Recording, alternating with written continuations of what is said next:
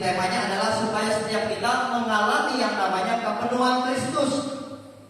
Tetapi dari awal saya mendengar kok nyambung semua ya. Seperti saya sedang naik anak tangga sampai arah, sampai di dalam hadirat Tuhan, dan saya tinggal terima golnya sebetulnya.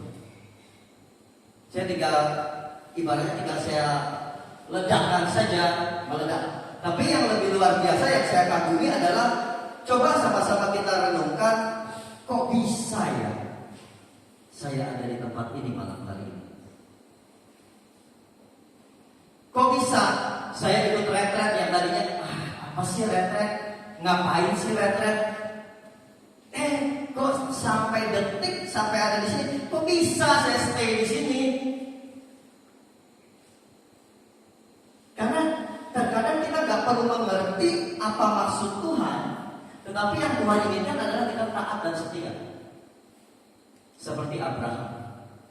Abraham itu orang Arab sebelah utara, tepatnya di tanah Ur Kasdim. Dia bukan orang yang kenal yang namanya Allah. Dia penyembah berhala.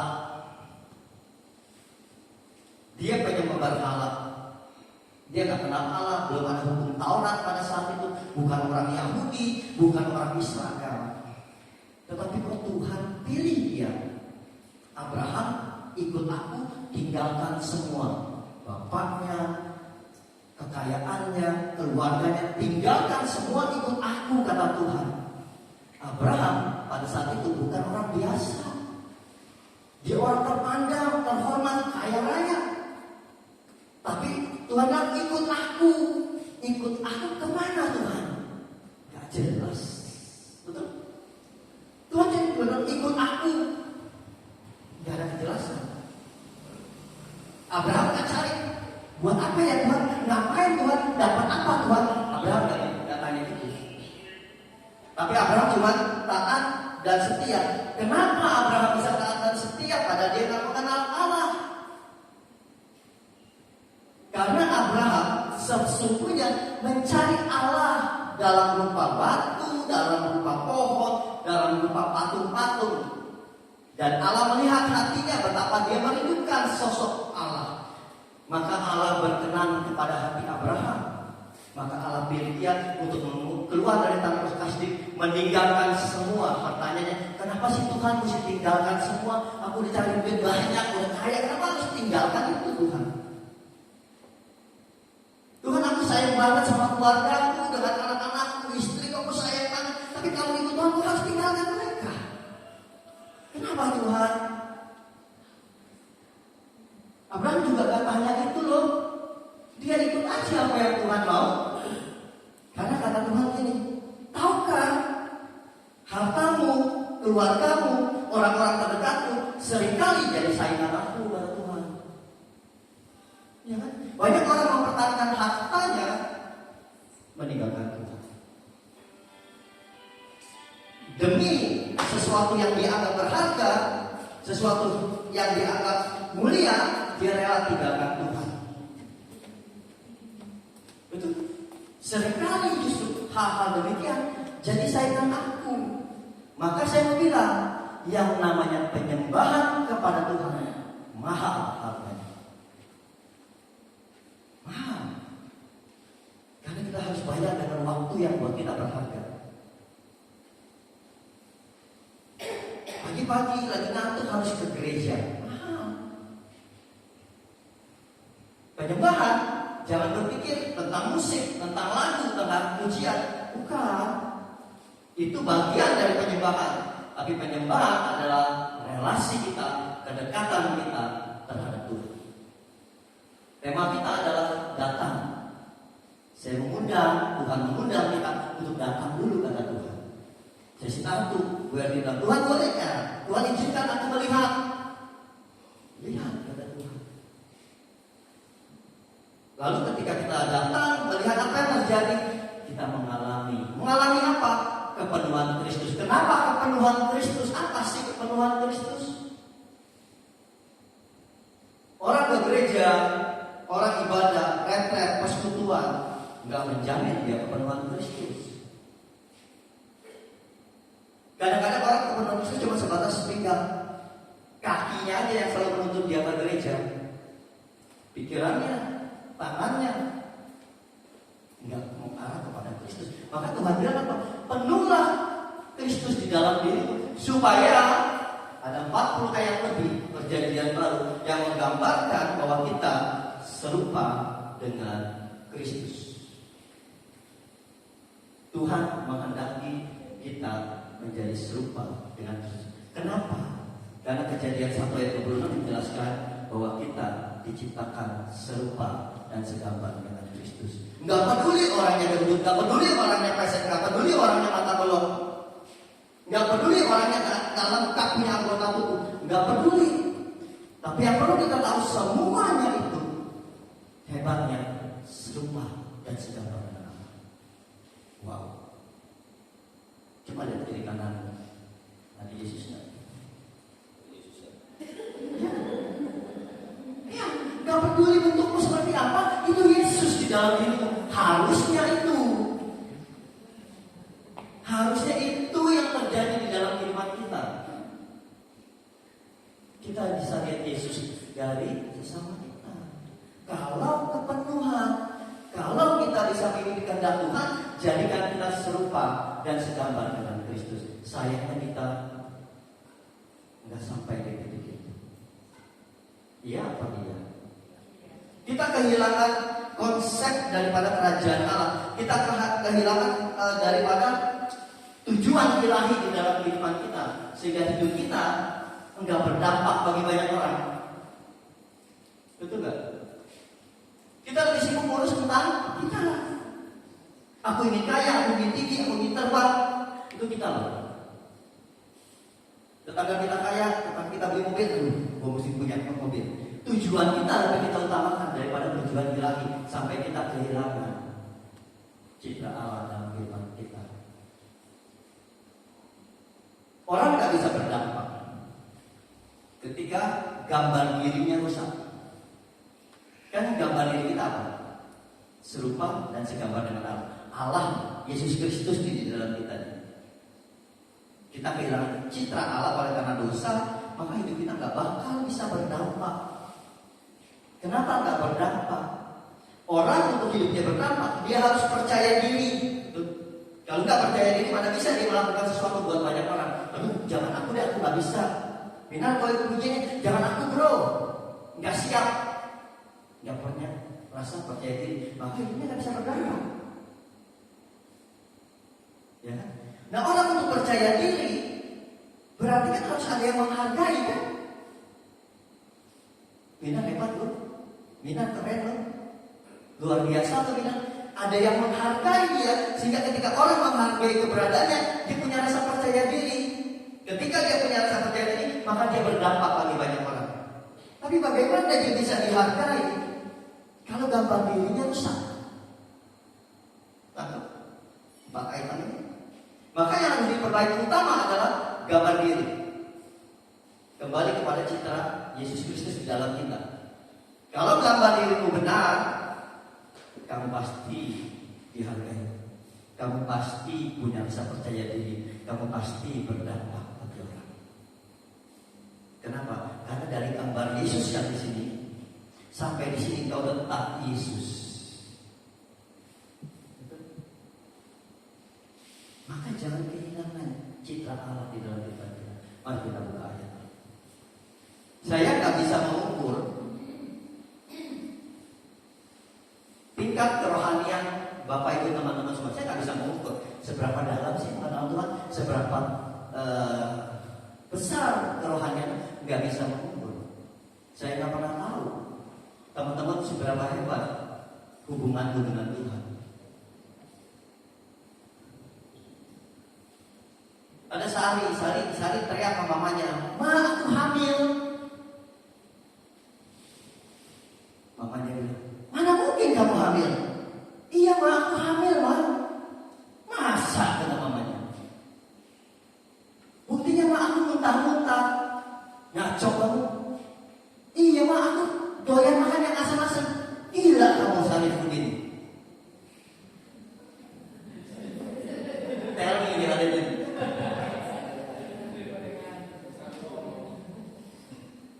Nanti nangkepnya.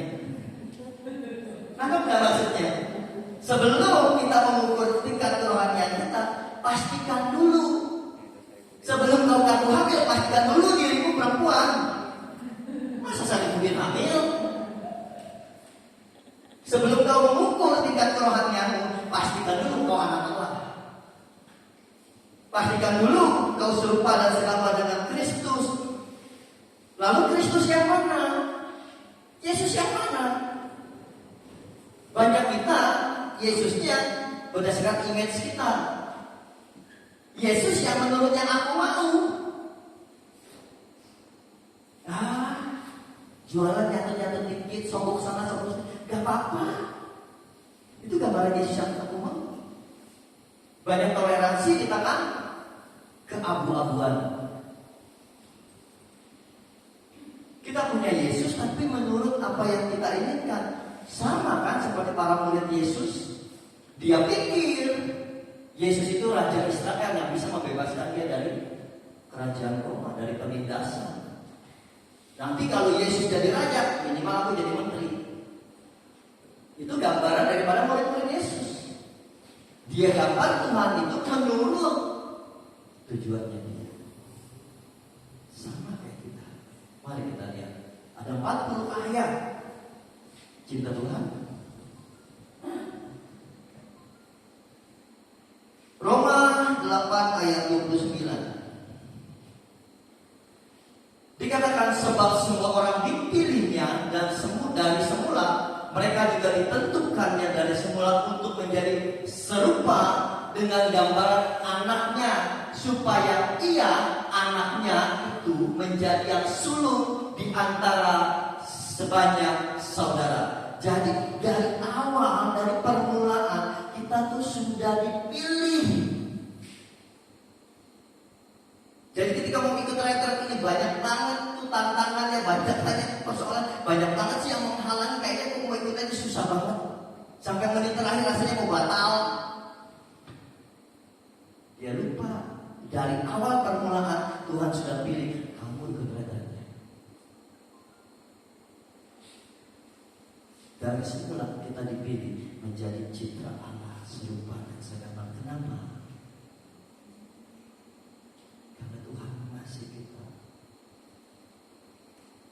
Coba pikirkan. Kok Tuhan mau lawannya sayang sama kita? Emang siapa kita sih? Seberapa hebat sih kita? Punya apa kita untuk disayang Tuhan? Kalau kita bandingkan diri kita dengan malaikatnya Tuhan. Malaikat Tuhan salah dibuang sama Tuhan. Dibuang.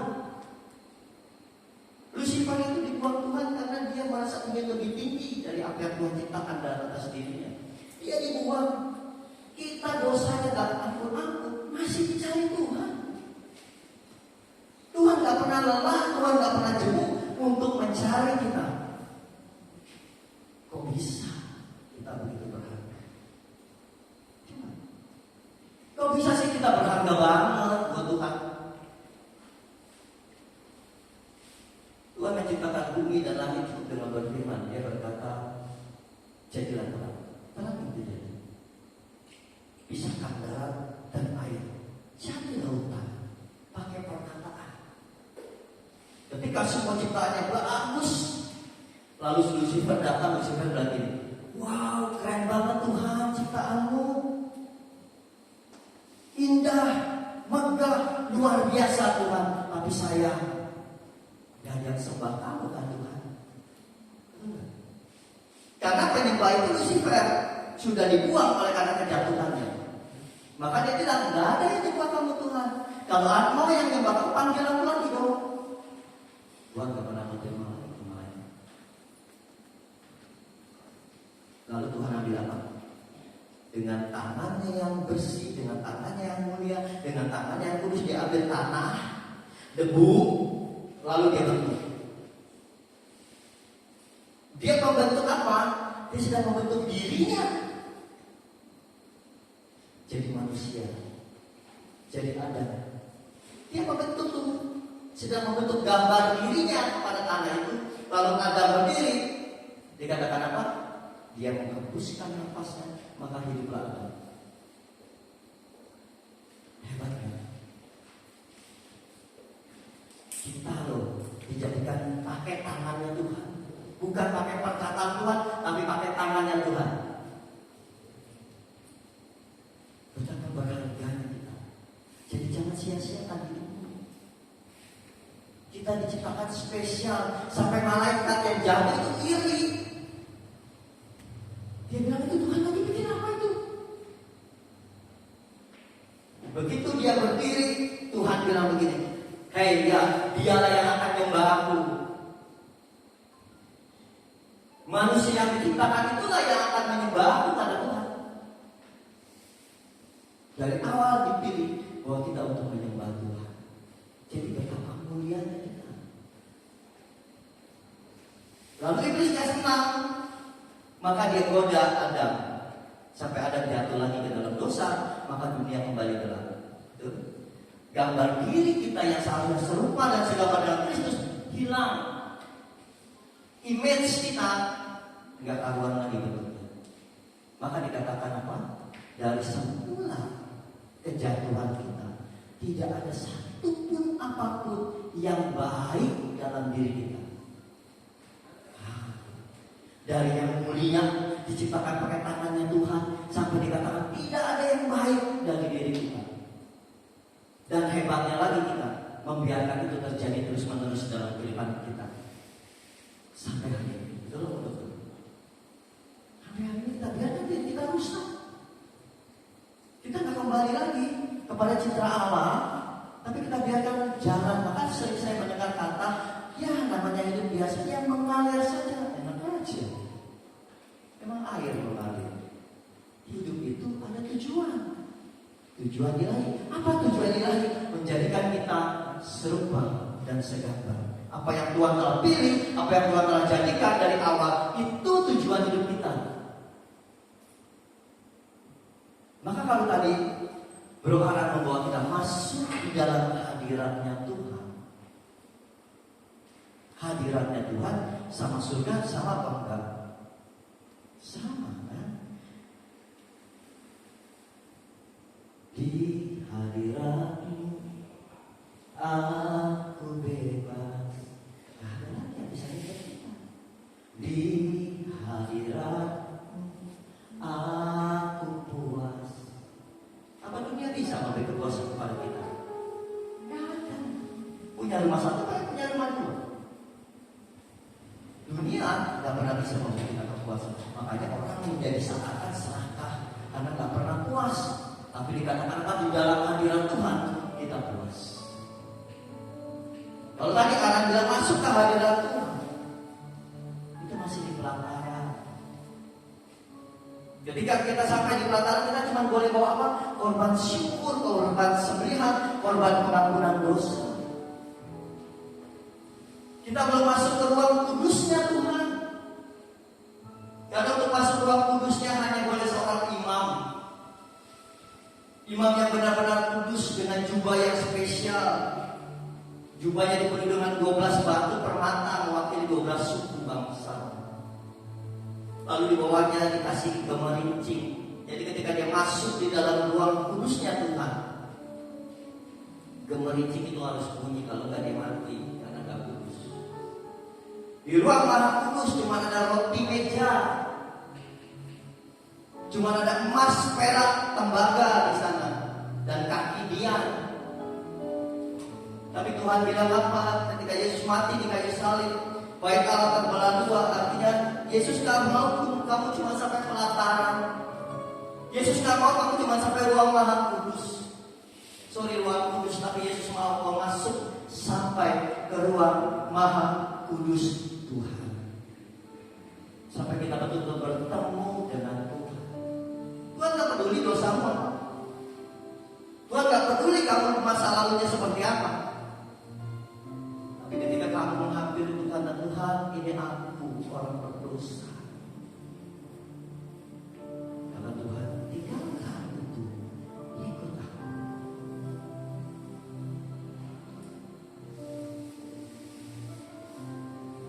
Jangan sia-siakan hidupmu.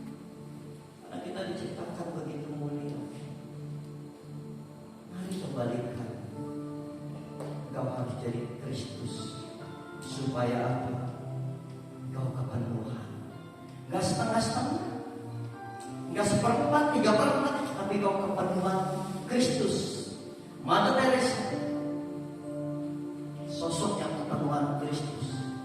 Ketika dia gak pernah membedakan siapapun dia tolong. Mau agamanya apa, siapapun, semua orang dia tolong. Bukankah itu meneladani Yesus Kristus? Mau orang Samaria, Yesus gak pernah peduli. Apakah kita peduli? Cianjur itu.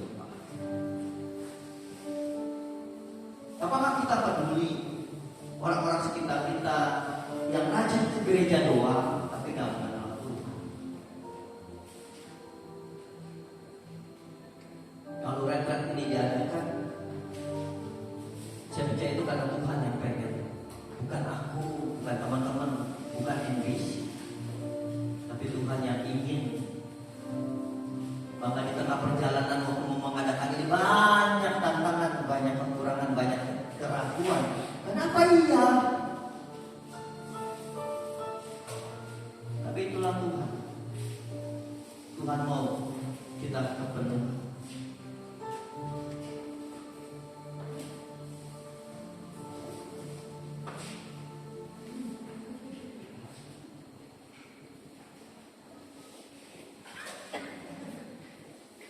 Tuhan mau kita penuh, nggak setengah-setengah.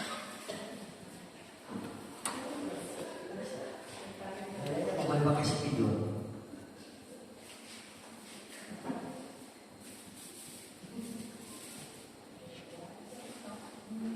YHWH, panggilan Allah yang nggak pernah dipanggil oleh bangsa Israel karena takut mau menyebut nama itu. Zaman dulu tuh nama Allah nggak sembarangan disebut. Mereka biasa menyebutnya Jah atau Yah, Y-nya aja. Artinya apa? Artinya pemberi. Dia Tuhan yang memberi kekuatan. Dia Tuhan yang memberi hidup. Ketika dia memberi, Allah ini memberi kepada Kristus adalah kepenuhan ilahi. Yesus, Allah memenuhi Yesus. Jadi Allah melihat Yesus Allah. Oke? Maka dikatakan kita ketika kepenuhan Kristus,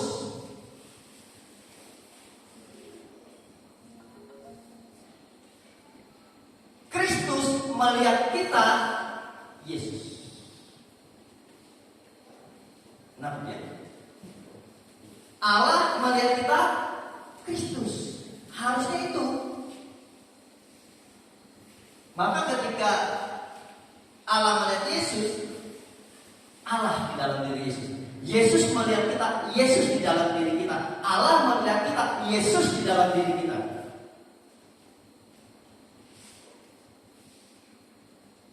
Ini yang disebut kepenuhan. Gak setengah-setengah. Orang gak cukup rajin ke gereja. Apakah orang yang rajin ke gereja, rajin pelayanan, rajin buat retret, melakukan banyak kegiatan rohani, apakah menjamin dia murid Kristus yang sejati?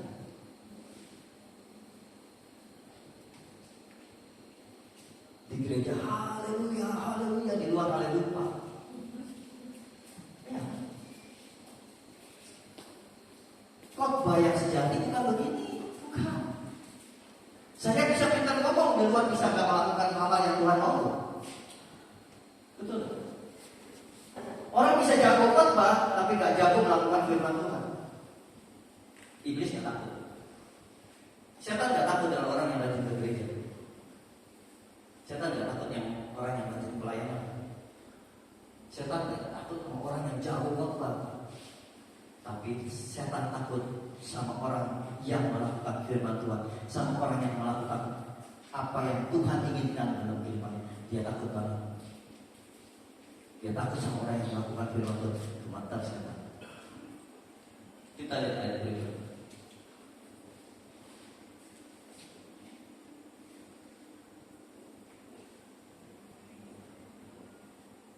Dua Korintus 3 ayat 18. Dan kita semua mencerminkan kemuliaan Tuhan dengan muka yang tidak terselubung. Dan karena kemuliaan itu datangnya dari Tuhan yang adalah Roh, maka kita diubah menjadi serupa dengan gambarnya dalam kemuliaan yang semakin besar. Perhatikan ini. Dan kita semua mencerminkan, kita itu cerminan Kristus. Jadi lewat kita terpancar gambar Kristus, lewat kita terpancar kemuliaan Tuhan. Tetapi ketika dosa masuk, dikatakan kita bisa terselubung. Jadi cermin kita nggak mantulin apa-apa karena terselubung oleh dosa. Tapi Roh Kudus, bersyukur Tuhan kasih kita Roh Kudus, maka kita diubah. Saya tanya sekarang, siapa yang membuat Anda menjadi Katolik atau Kristen atau mengenal Tuhan? Siapa yang membuat Anda dibaptis? Katekis. Oh, teman baik tuh. Bukan. Yang membuat kita jadi Katolik, Kristen, mengenal, murid Kristus, mengenal Tuhan adalah pasti Roh Kudus.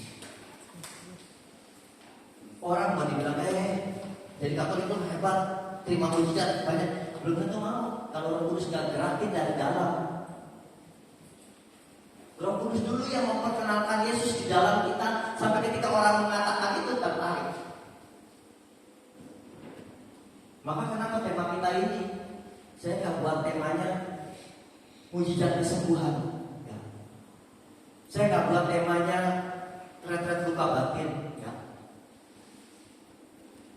Karena sama seperti murid Yesus, ketika Andreas ketemu Yakobus, Andreas nggak bilang begini, Yakobus, Yesus tuh hebat banget tuh, bisa bangkitin orang mati, nyembuhin orang sakit.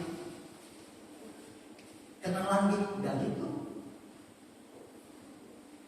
Tapi Andreas bilang gini, Yakobus, tuh yang lagi jalan itu namanya Yesus. Samperin dia, samperin. Ketika Yakobus nyamperin Yesus, tidak ada seorang pun yang tahu Yesus ngomong apa sama Yakobus. Yesus melakukan apa sama Yakobus. Yang tahu Yakobus berubah hidupnya. Saya nggak pernah tahu nanti waktu kita masuk saat teduh hadirat Tuhan, saya nggak tahu Yesus ngomong apa sama kalian. Saya nggak tahu Yesus mau melakukan apa. Yang saya pastikan hidupmu nggak pernah sama lagi.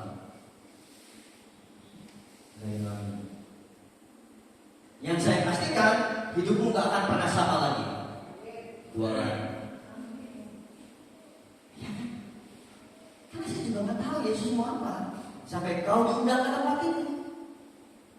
Jujur dari awal kita mulai sesi, kok saya merasa gampang banget connect sama Tuhan. Gampang banget. Lalu saya tinggal klik. Penuh rasanya. Itu. Jadi belajar gak langsung instan, tapi kita belajar untuk berjalan mengarah ke sana. Betul, saya mau berdampak Tuhan, maka kita belajar, kita perbaiki dulu supaya kita menjadi serupa kembali dengan Kristus. Dengan apa? Rajin baca firman Tuhan. Karena kita gak bakal bisa mengenal Tuhan tanpa membaca firman-Nya. Rajin berdoa. Doa itu sebuah relasi dengan Tuhan, bukan transaksi. Banyak kan, saya sering tiap minggu terima banyak sekali intensi doa. Saya selalu mengatakan, saya mau berdoa, bukan mendoakan sebetulnya, tetapi kita berdoa bersama-sama. Karena Tuhan gak suka diwakili, titip doa, cuma diwakili doang. Kalau mau nitip di JNE gitu. Ya. Tapi yang Tuhan mau, kita hanya berdoa, saya dukung doa. Jadi sama-sama berdoa. Kenapa? Jangan saya doang yang punya relasi. Kalian juga punya relasi dengan Tuhan.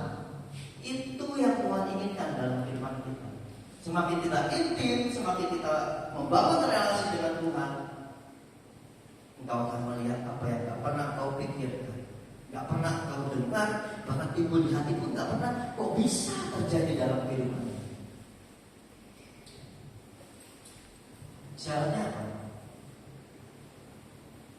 Rendah hati. Bilang sama Tuhan, Tuhan, aku bukan siapa-siapa, hanya debu. Karena kata Tuhan, orang yang rendah hati itu yang bisa diajar. Orang yang rendah hati itu yang mau belajar. Jangan merasa, aduh, firmannya itu lagi, udah tahu, udah pernah dengar. Maka banyak di gereja gak mendengarkan pemilihannya Romo. Ya kan? Karena merasa tahu, merasa pernah dengar. Jangan. Saya percaya setiap firman yang ditabur, sesungguhnya Tuhan sedang berbicara. Nah, peduli siapa yang tabur. Ketika firman diperkatakan, Tuhan sedang berbicara dengan kita. Maka nanti ketika kita masuk saat teduh, masuk dalam hadirat Tuhan, jangan peduli orang kiri kananmu, jangan. Dia mau nangis, dia mau teriak, apapun, jangan peduli. Kamu fokus saja sama Tuhan, datang saja sama Tuhan. Biar Tuhan mau ngomong apa sama saya. Artinya kita membangun relasi pribadi demi pribadi dengan Tuhan. Masing-masing punya Tuhan. Maka harus mengalami kepenuhan. Bisa betul? Ada sesuatu.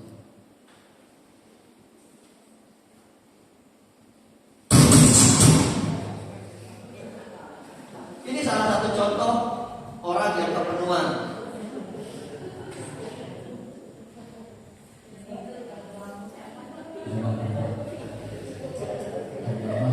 Namanya Muhammad Subhan. Itu benar terjadi. Kita dengar. Mungkin bisa lihat ini.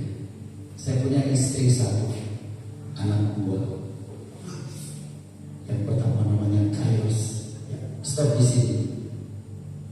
Yang satunya namanya Noah, Jacob, Suhan. Arti dari Kairos adalah rencana Tuhan, waktu Tuhan. Ini Kairos. Dia kena leukemia tipe ALL. Kalau ada dokter di sini, mungkin bisa mengenal tipe itu. Itu aku paling tinggi. Ini mukanya dia sudah tidak berwarna. Jadi kalau mau lihat leukemia itu dari mana, kalau matanya masih berwarna berarti dia tidak kena leukemia. Di Kairos ini udah gak berwarna, gak ada warnanya. Ya. Sedang Tuhan suka akan warna. Dia tidak berwarna.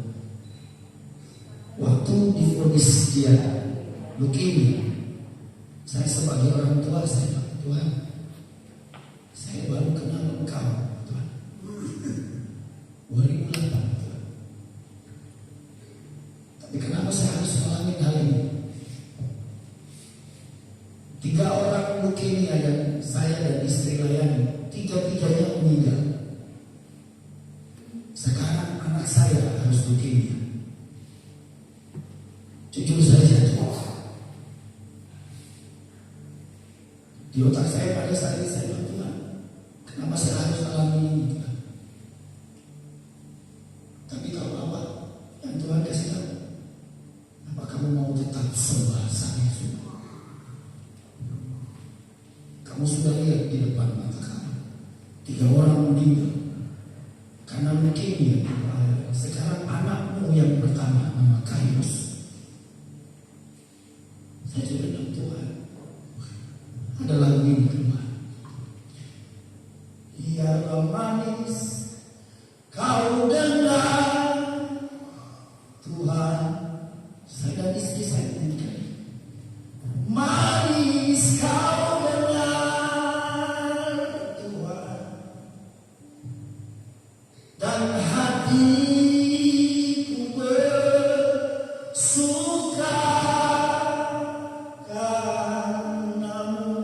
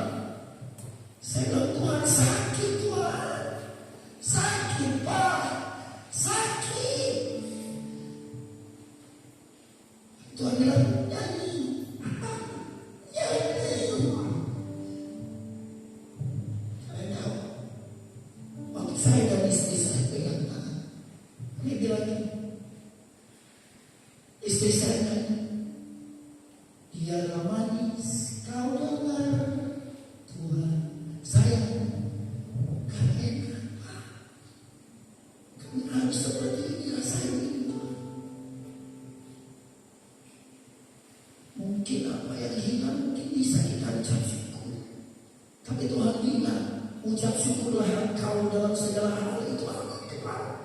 Saya bilang, tapi kan tidak kelihatan Tuhan.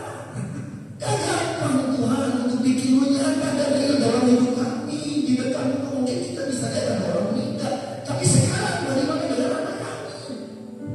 Tuhan bilang, nyanyi Tuhan. Saya nyanyi.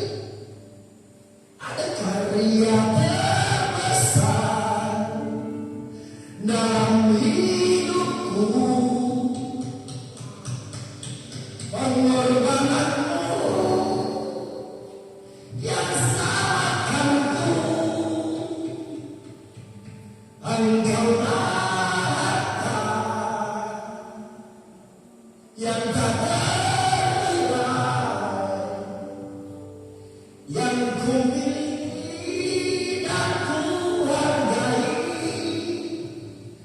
Yesus, engkau ku kagumi. Anak meninggal, saya harus bilang dia karya terbesar kami.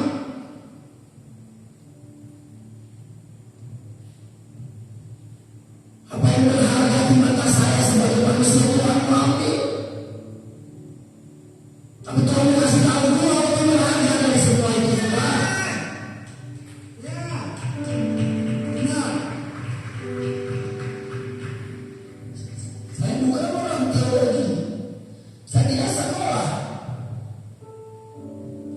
Tapi waktu hal itu terjadi, saya langsung bilang, Tuhan, aku menciptakan selera baru dalam diri anakku. Bagian tua rusak Tuhan, aku keluar kembali seperti sedia kala. Istriku, istri saya, kami serahkan anak kami yang bukan anak kami di dalam tangan ilahi. Mungkin anak biologis kami ya, tapi posisi ini bikin saya sama istri saya Tuhan sakit terus Pak, sakit.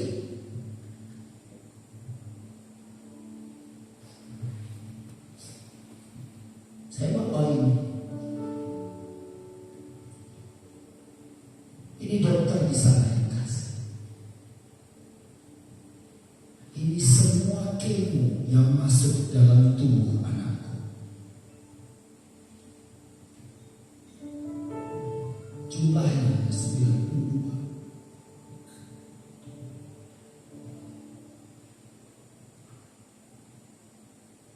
Ini bukan berharap. Tapi ini cuma Tuhan mengasih tahu saudara, ini ada story yang kamu bisa ceritakan buat orang-orang.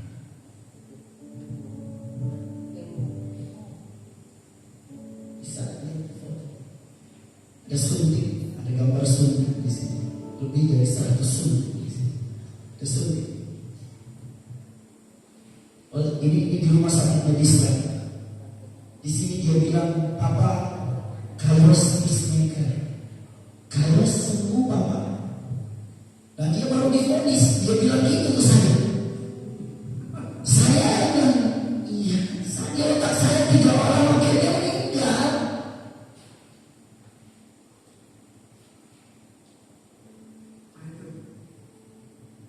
Suntik ini yang masuk di paha anak saya tiap hari 2. Dan kami cuma melihat ini setiap hari di Belanda. Habis itu saya lari ke kamar mandi. Saya bilang, Tuhan, gak kuat Pak. Saya lari di kamar mandi karena tidak bisa lihatin kami menangis di depan kaos. Tidak bisa. Saya cuma menyanyi di dalam kamar mandi. Dan lagu itu tersana. Dan satu lagu lagi, istri saya, bersamamu Bapa, ku lewati semua perkenanan yang tidak ada.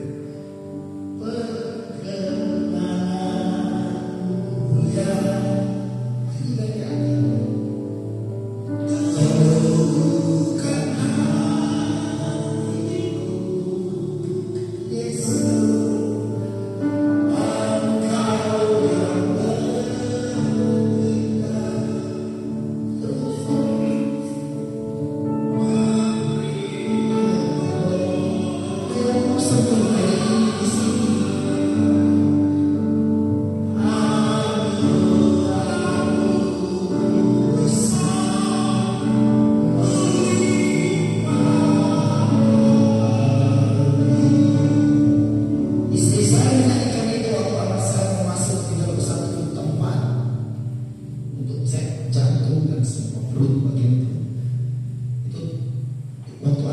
bawa masuk ke dalam ruangan.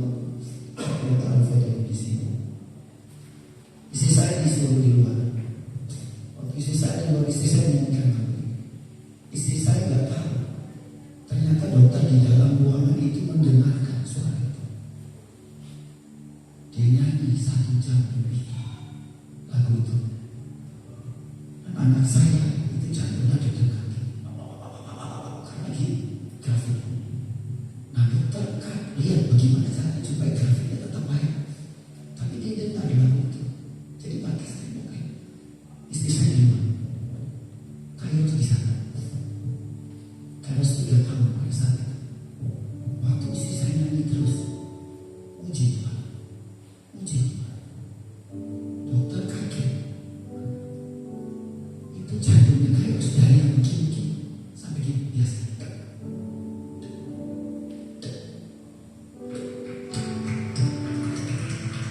Dokter keluar. Dia bilang, kamu nyanyi apa? Kamu nyanyi apa? Istri saya kasih tahu. Dia sedang nyanyi.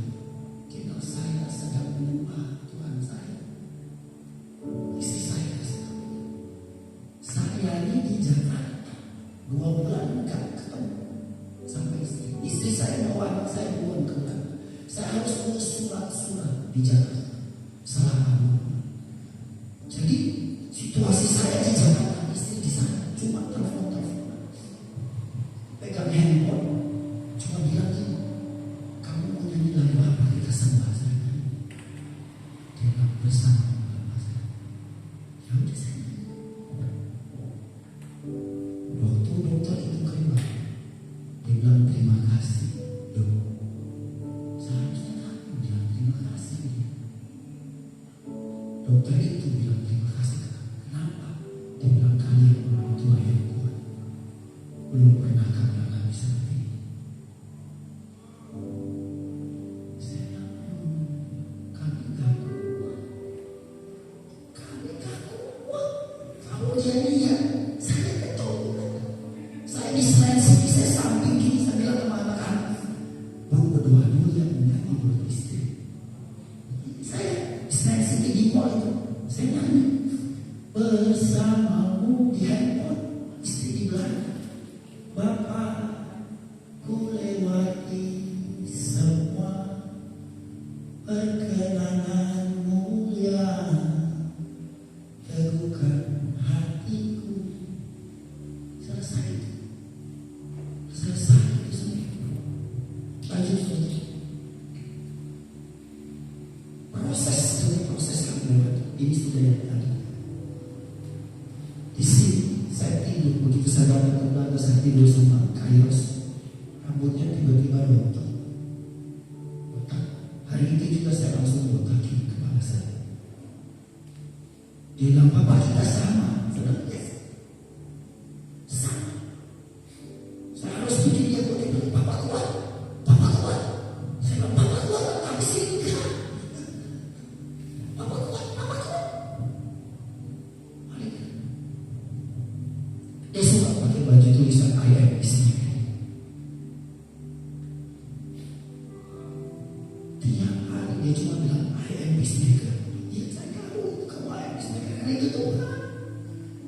Saya cuma bisa nangis saja. Karena itu Tuhan. Siapa peacemaker? Tuhan. Karena saya gak kuat sampai pakai baju itu aja Tuhan. Anakku siap hari dia bilang gitu. Dia sakit tuh dia bilang. Dia cuma kasihan dia bisa main gitar. Dia nyanyi lagunya dia suka apa?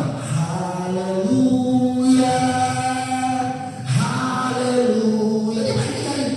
Ya, kasihan dia trompet. Coba lagi trompet. Nih, haleluya. Dia cuma begitu. Dia kasih lihat ke saya sama istri seperti dia enggak sakit apa-apa. Kalau sakit ini yang sakit apa? Kami berdua.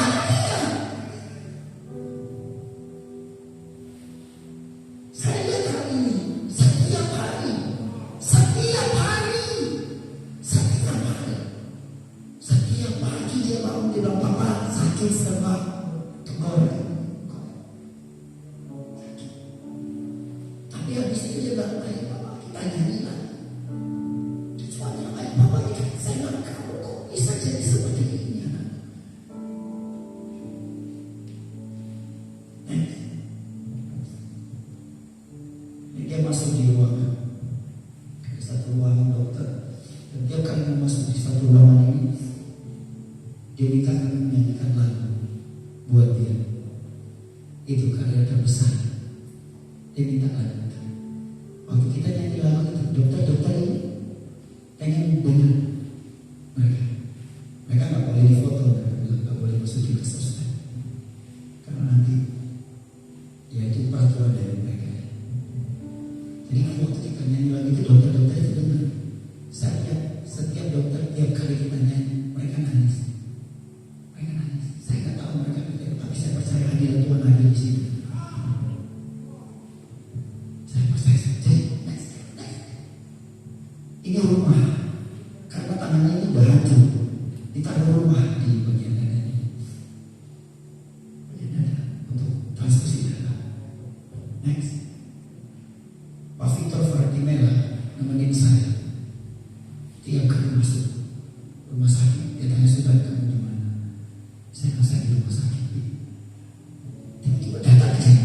Salah satu Pak Victor, saya panggil Pak Victor, Bapak Rohani juga. Sama kayak Bapak. Ayo kita harus itu aja. Cuma itu aja. Setiap hari kamu mesti. Next. Ini obat yang saya harus lihat tiap hari. Ini kemo. Ya, ini kondisi kardus. Next. Saya punya waktu berapa?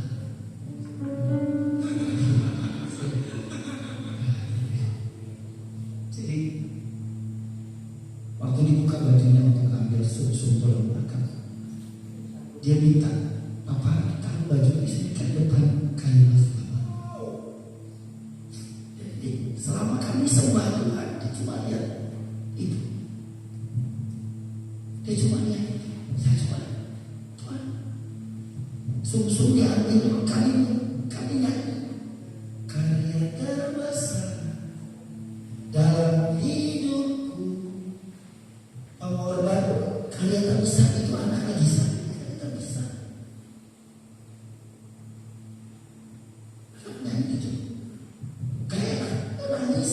Jadi kalau mau nangis, sembunyi. Buru-buru jangan sampai dia. Next. Ini video ya.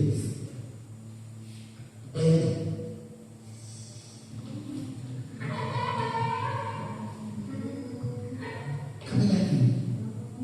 Kalau ada sekolah, dengerin aja. Saya nyanyi sama istri saya.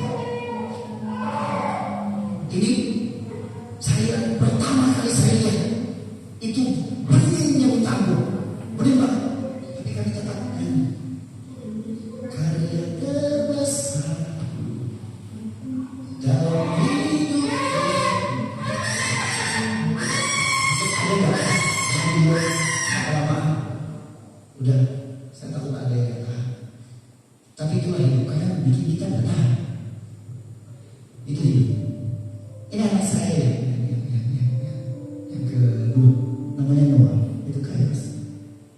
Dia sayang sekali sama adiknya. Next lagi. Ada satu hari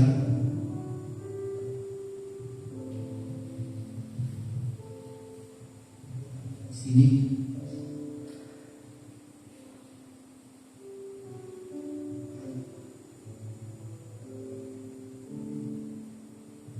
warna biru.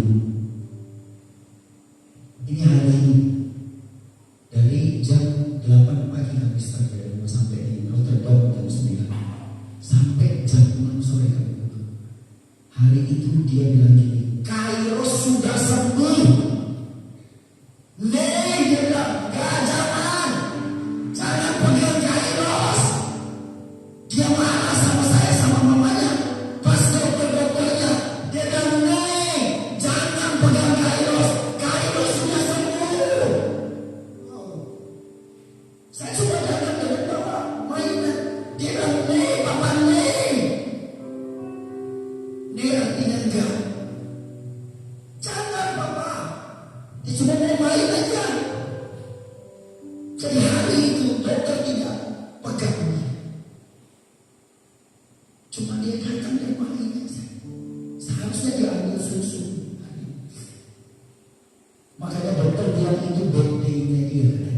menurut dokter, tapi saya nggak mau.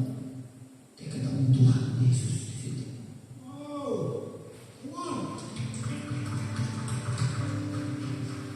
Dia sembuh. Dia sembuh. Next. Ini rumah sakit. Ini ada gedung baru dibangun. Tiap hari saya lewat sini. Bawa kairos. Tuhan suruh saya lihat bangunan itu tadi. Bahwa kamu sedang dibangun dengan istrimu sudah. Sama Tuhan. Next. Saya suka lihat ini. Mereka suka main. Ini salah satu doa saya di kamar mandi. Tuhan, saya mau lihat kairos sama Noah bermain sampai besar, Tuhan. Itu keinginan hatiku. Tapi kalau Tuhan mau ambil, kami sudah siap. Kami sudah siap. Next. Dan tahu apa yang terjadi dalam keluarga kami? Pagi itu mau jalan 5 bulan. Saya kaget, dokter bilang kami mau periksa sum-sum tulang belakang untuk cek virusnya. Saya bilang silakan. Kairos langsung lagi, ini tangannya. Kairos kasih. Dan dulu setelah dicek darahnya, terus mau ambil sum-sum tulang belakang, dia bilang gini sama dokter, thank you dokter. Belum pernah ada pasien seperti dia bilang thank you sama dokter. Saya juga kaget. Saya bilang, saya belajar apa di sini? Ternyata dia sedang kasih tahu tentang imannya dia nggak sakit. Itu mau kasih tahu. Ada video setelah dokter ambil sum-sum.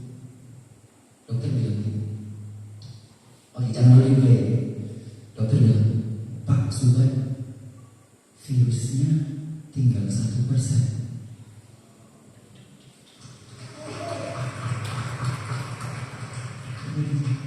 Saya ini kalau tinggal 5% itu berarti udah habis. Sel darah merahnya sudah lebih besar dari sel darah putih. Ini benar saya cek hemoglobin udah naik ke 6. Tadinya hemoglobinnya 3,2. Anak di samping anak saya meninggal sama 3,2 meninggal di samping. Kayak sebelum meninggal. Jadi waktu pas dia bilang sakit, saya bilang istri saya sakit. Istri saya bilang kenapa ya kamu nggak percaya? Saya bilang istri saya bilang saya. Dia bilang tidak mungkin buat Tuhan. Istri saya bilang gitu, saya bilang iya bisa saya bilang ya. Saya baru ngomong sama istri saya, dokternya bilang masuk lagi. Kami mau cek yang kedua kali bisa pak. Saya bilang boleh, silakan. Silakan itu yang saya mau memang sebenarnya. Saya pengen cek. Jadi begitu saya tunggu di rumah sakit saya. Ini benar. Begitu hasil datang bilang pak bukan sakit pak udah nggak ada kosong.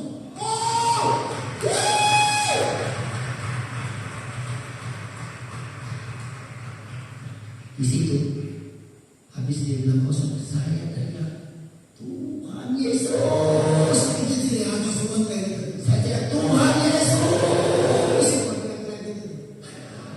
Memang, terus saya teriak ya, itu dari saya sendiri sama Tuhan. Kalau Papa bilang tadi saya panggil Papa. Kalau Papa bilang tadi itu Tuhan yes, itu rumah saya. Masa ada orang bilang saya aneh? Saya peduli. Kalau apa yang terjadi itu kan banyak tuh.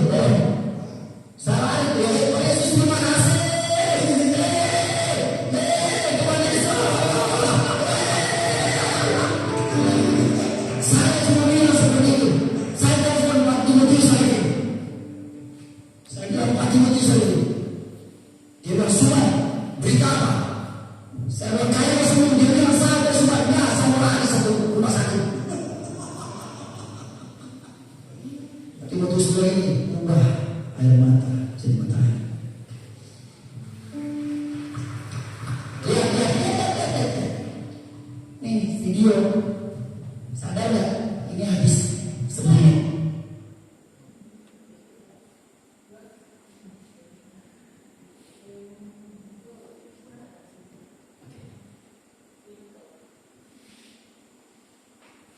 Boleh beri tepuk tangan untuk kemuliaan Tuhan. Orang yang kepenuhan Kristus, dia rela melakukan apa aja. Bahkan mengerti bahwa apapun yang dialami, segala penderitaan yang terjadi dalam dirinya, ketika dia kepenuhan Kristus, dia mengerti Kristus pernah mengalami itu. Maka segala penderitaan kita pun sesungguhnya sudah ditanggung oleh Kristus. Kalau kau kepenuhan Kristus, maka kau bisa, kau berangkat melewati itu. Karena kau serupa dan segambar dengan Kristus. Amin. Dapat sesuatu malam hari ini, boleh berdoa dinyalakan diri.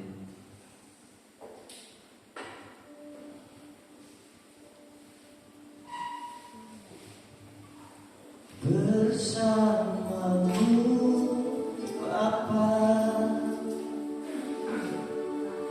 ku lewati semua perkenananmu yang terukkan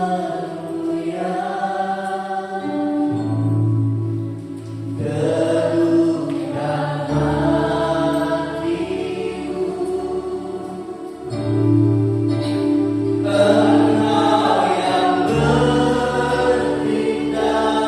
bertindak memberi pertolongan, anugerah-Mu besar melimpah bagiku bersama bersama-Mu Bapa,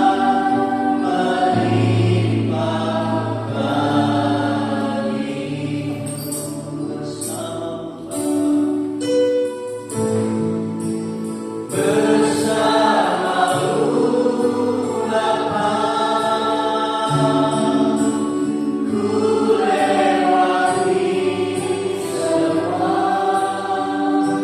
semua perkenananmu yang teguhkan hatiku. Engkau yang bertindak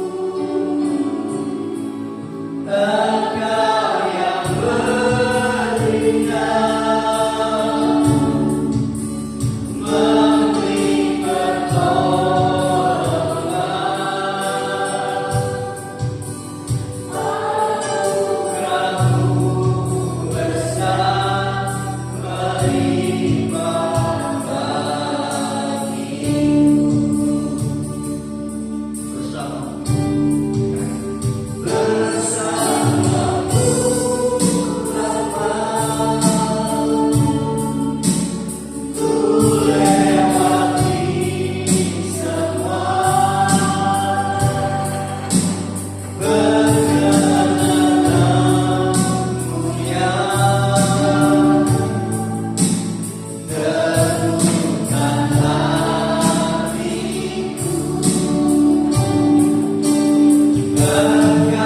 yang terukkan hatiku. Engkau yang bertindak memberi pertolongan,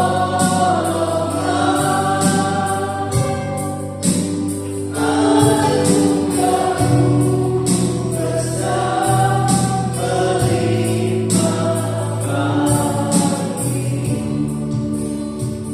Bapak Ibu, kita datang kepada Tuhan. Apapun keadaan kita, apapun kondisi kita, apapun pergumulan kita, apapun yang ingin kau bawa kepada Tuhan, Dia Tuhan yang peduli, Dia Tuhan yang mengerti, Dia Tuhan yang selalu mau berinisiatif untuk menyelamatkan kita. Dia Tuhan yang mencari kita, bukan kita yang mencari Tuhan.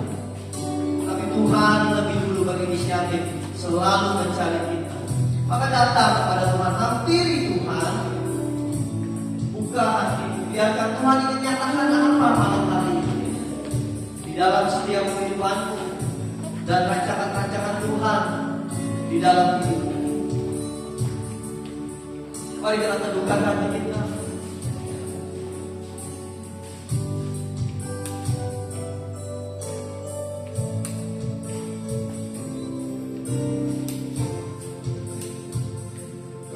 Mari kita masuk